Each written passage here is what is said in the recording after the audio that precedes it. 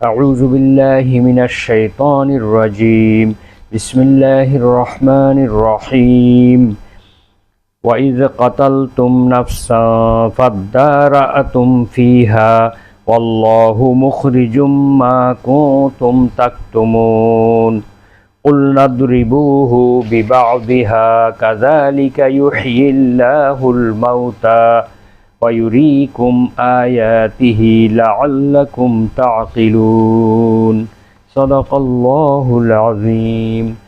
সূরা আল বাকারা আয়াত নম্বর 72 এবং 73।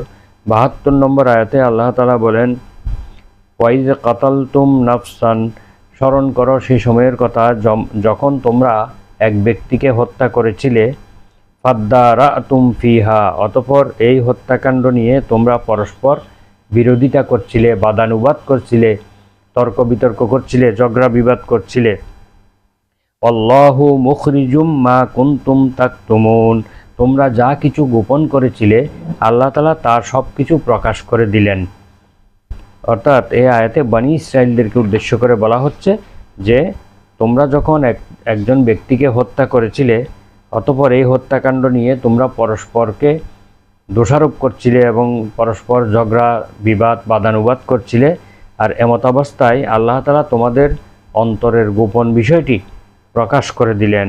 কুলনা দ্রিবুহু বিবাউদিহা, 73 নম্বর আয়াতে আল্লাহ বলেন যে আমি বললাম যে তোমরা ওই মৃত ব্যক্তিকে আঘাত করো, বিবাউদিহা, ওই গাভীর একটা অংশ দ্বারা, গাভীর শরীরের একটি অংশ দ্বারা তোমরা মৃত ব্যক্তিকে আঘাত করো, তাহলে সে জীবিত হবে।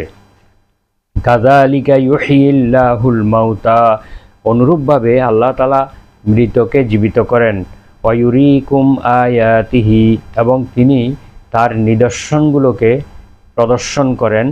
লাআল্লাকুম তাকিলুন, যাতে তোমরা উপলব্ধি করতে পারো, যাতে তোমরা হৃদয়ঙ্গম করতে পারো, এই জন্য আল্লাহ তাআলা তার আয়াতগুলোকে প্রদর্শন করেন।